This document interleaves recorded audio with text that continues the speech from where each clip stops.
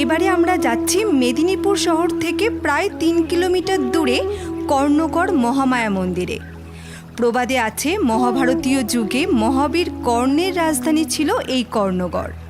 তবে এর সত্যতা নিয়ে সন্দেহ তো অবশ্যই রয়েছে।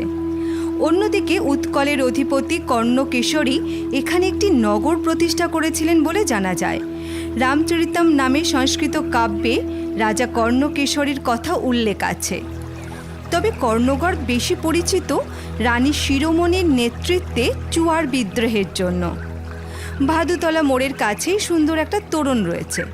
তোরণদ্বারের ওপরের দিকে মহামায়া ও সাধক রঘু বাবার মূর্তি রয়েছে। নিচের দিকে তীর ধনুক হাতে আদিবাসী মূর্তি রয়েছে এখানকার চুয়ার বিদ্রোহের স্মারক হিসাবে। এখান থেকে কিছুটা এগিয়ে গেলেই মন্দির চত্বরে পৌঁছে যাওয়া যায়। মন্দির চত্বরের ছোট গেট পেরিয়ে আরেকটু সামনের দিকে এলে একদম মন্দিরের আদলে তৈরি ভেতরে ঢোকার প্রথম দরজা চোখে পড়বে। এখানকার চারদিকের পরিবেশটা সত্যিই খুব সুন্দর দেখতে। এই স্থাপত্যটি 3 তলা। উত্তর ও দক্ষিণ দিকে দুদিক দিয়েই ছোট সিঁড়ি দিয়ে ওপর দিকে উঠে যাওয়া যায়।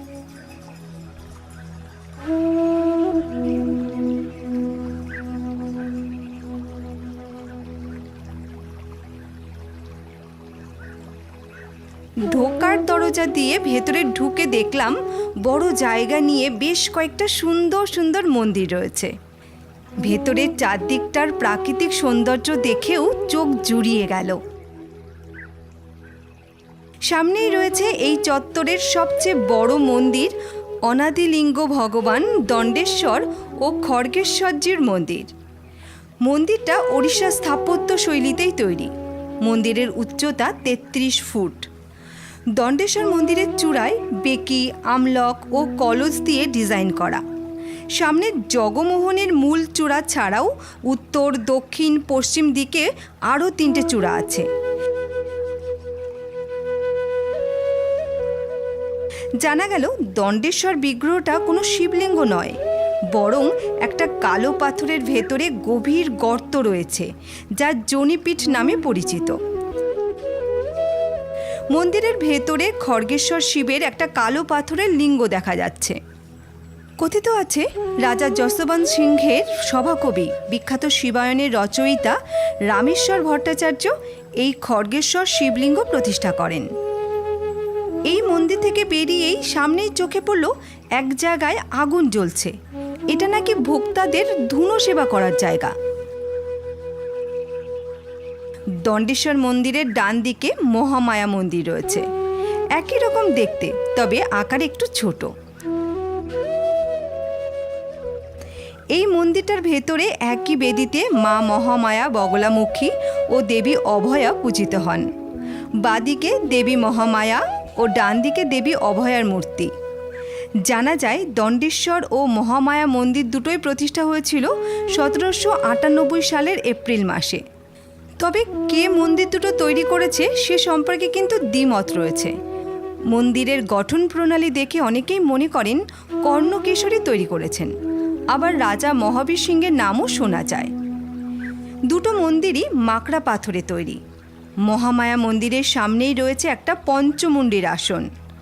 এখানে কর্ণগড়ের শ্রেষ্ঠ রাজা যশবন্ত সিংহ ও তার সভাকবি রামেশ্বর ভট্টাচার্য এই পঞ্চমুণ্ডির আসনে বসেই সিদ্ধি লাভ করেছিলেন। মহামায়া ও দণ্ডেশ্বর মন্দিরের মাঝে সমতল ছাদের এই ঘরটা যোগমায়া দেবীর মন্দির। দেবীর দৃষ্টি যেন অদ্ভুত।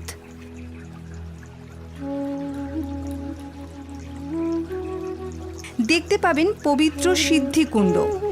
এখানে নামা নিষিদ্ধ, কারণ হিসাবে জানা গেল এই কুণ্ডের জলে মায়ের ভোগ রান্না ও পূজার্চনার কাজ চলে। প্রতি বছরে এই কুণ্ডটা সংস্কার করা হয়। সিদ্ধিকুণ্ডের পাশেই আছে নহবতখানা। তার কাছে আছে সিমেন্ট বালির পলেস্তারা খসা একটা পুরনো ভেতরে ঢোকার গেট। দণ্ডেশ্বর ও মহামায়া মন্দিরের মধ্যে রয়েছে কল্পতরু এই মণ্ডপ। ভক্তরা ইচ্ছা পূরণের জন্য গাছের বদলে সিমেন্টের এই খুঁটিতে লাল সুতোয় পাথর বেঁধে ঝুলিয়ে রাখে। ছোট বড় গাছপালায় ঘেরা মন্দির চত্বর, খুব সুন্দর দেখতে লাগছে। দেখতে পাবেন মা মহামায়ার পরম সাধক রঘুনাথজির সমাধি মন্দির। বাবার মূর্তি সহ সমস্ত মন্দিরটা সুন্দর লাগছে। দণ্ডেশ্বর মন্দিরের উত্তরে রয়েছে মহাবীর অর্থাৎ হনুমানজির মন্দির। এই মন্দিরের ওপরের সবকটা চূড়াতেই কলসি দিয়ে ডিজাইন করা রয়েছে। মন্দিরের ভেতরে শিলার মধ্যে বজরংবলীর মূর্তি খোদাই করা। এখানকার সব মন্দিরগুলোই মাকড়া পাথর দিয়ে সুদৃঢ়ভাবে তৈরি করা। যথেষ্ট রক্ষণাবেক্ষণ হয় সেটা বোঝাই যাচ্ছে। আর সেই কারণে এত বছরের আগের তৈরি মন্দিরগুলোর সৌন্দর্যের কোনো খামতি ঘটেনি। এই মন্দিরে প্রতিদিন দুপুর 1টার পরে খিচুড়ি ভোগ দেওয়া হয়। তবে ভোগ পেতে হলে সকাল 9টা থেকে 11টার মধ্যে অফিসে এসে নাম লেখাতে হবে। মন্দির কর্তৃপক্ষের নাম্বার ডেসক্রিপশন বক্সে পেয়ে যাবেন। এই মন্দিরে বিবাহ, অন্নপ্রাশন, গাড়ি পুজো, বিভিন্ন শুভ অনুষ্ঠানের ব্যবস্থা করে থাকে মন্দিরের সেবা সমিতির সদস্যরা। তবে সেক্ষেত্রেও আগে এসে যোগাযোগ করে নিতে হয়। মহাবীর মন্দিরের পাশেই পাঁচিলের বাইরে বিশাল একটা পুকুর রয়েছে। একটু সন্ধে নামতেই চারদিকে আলো জ্বলে উঠল। মন্দিরগুলো আরও সুন্দর দেখতে লাগছে। আলোর ছটায় মন্দির চত্বরটা যেন এক মায়াবী পরিবেশে পরিণত হয়েছে। এখানে এসে মনটা ভরে গেল। চারিদিকে সৌন্দর্য দেখে শরীরের ক্লান্তি যেন একেবারে ভুলে গেলাম। আপনারা যারা মেদিনীপুর ঘুরতে আসবেন অবশ্যই কর্ণগড়ের যোগমাতা মায়ের মন্দির ঘুরে যাবেন।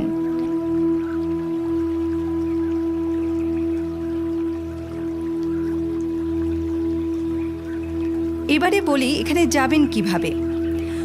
কলকাতা থেকে সোজা মুম্বাই রোড ধরে খড়গপুরের চৌরঙ্গি থেকে বাঁকুড়ার দিকে 60 নম্বর ন্যাশনাল হাইওয়ে ধরে মেদিনীপুর শহর পেরিয়েই ভাদুতলা।